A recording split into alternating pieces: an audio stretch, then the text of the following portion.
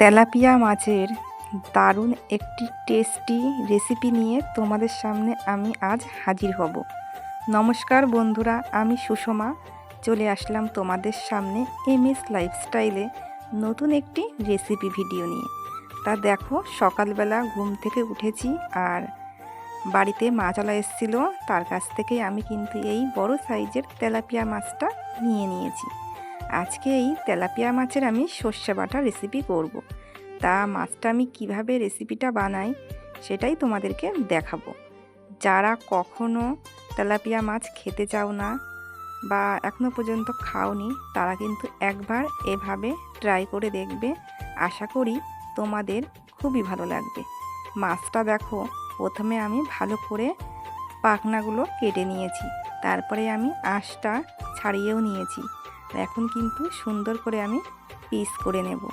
আর মাছটা বড় ছিল বলে কিন্তু পেটি বেরিয়েছে। মাছটা আমি ভালো করে ধুয়ে নিয়ে রেখে দিয়েছি।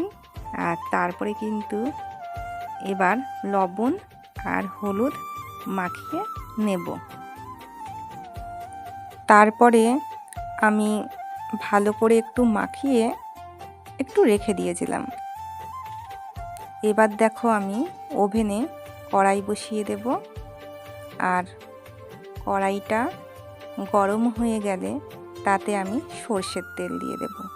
যে কোনো কিন্তু রেসিপিতে সর্ষের তেলটা কিন্তু খুব ভালো হয়।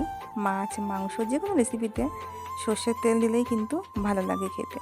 তা দেখো, তেলটা গরম হয়ে গেছে। তারপরে কিন্তু আমি এবার মাছগুলো একে একে ছেড়ে দেব। আর মাছটা আমি খুব সুন্দর লাল লাল করে ভেজে নেব। এদিকে কিন্তু আমি মশলাটাও কিন্তু বেটে নিয়েছি শিলপাটাতে। যেহেতু আমি মাছটা সর্ষে বাটা করব, সেই জন্য কিন্তু আমি সর্ষে বেটে নিয়েছি। আর তার সাথে কয়েকটা কাঁচা লঙ্কা চিড়ে নিয়েছি, তারপর একটু পেঁয়াজ কুচি আর আদা রসুন বাটা, এটাই কিন্তু মশলা। তা দেখো, মাছগুলো আমার ভাজা হয়ে গেছে। উল্টে দিলাম এক পিঠ। আর লাস্টে কিন্তু মাছের মাথাটা ভাজবো। তা দেখো, এই যে মাছ ভাজা হয়ে গেছে। আমি এবার এই যে নামিয়ে নিয়েছি, একদম লাল লাল করে ভেজে নিয়েছি। এরপরে যে মাছের মাথাটা ছিল সেটা আমি ভেজে নেব।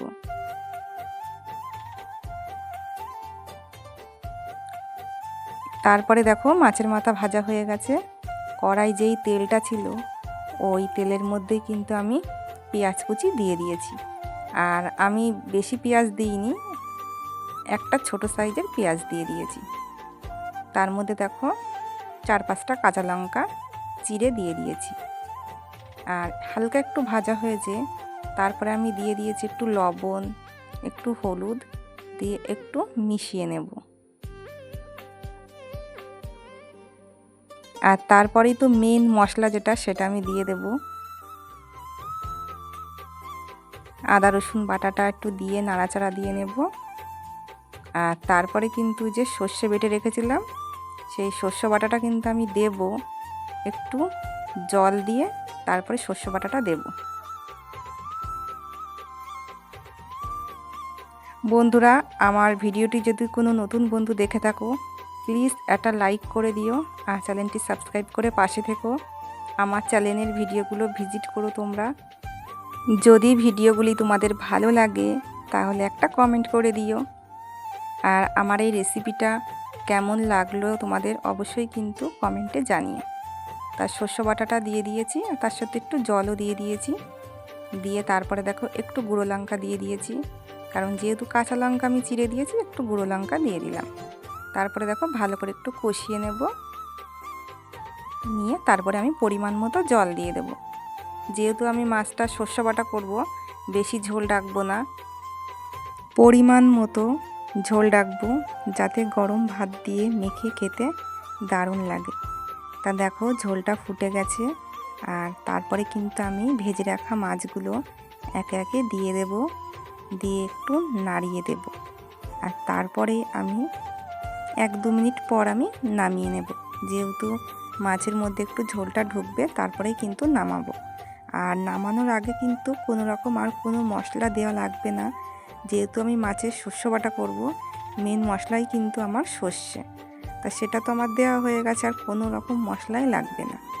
তা দেখো মাছটা খুব সুন্দর করে ফুটছে, আর একটু ফুটিয়ে নামিয়ে নেব। আর এই রেসিপিটা একবার হলেও তোমরা বানিয়ে খেও এভাবে। আর গরম ভাতের সাথে যখন মাছের ঝোলটা নেবে, তার সাথে একটু কাঁচা লঙ্কা ডলে খেতে কিন্তু দারুণ লাগবে মাছ দিয়ে।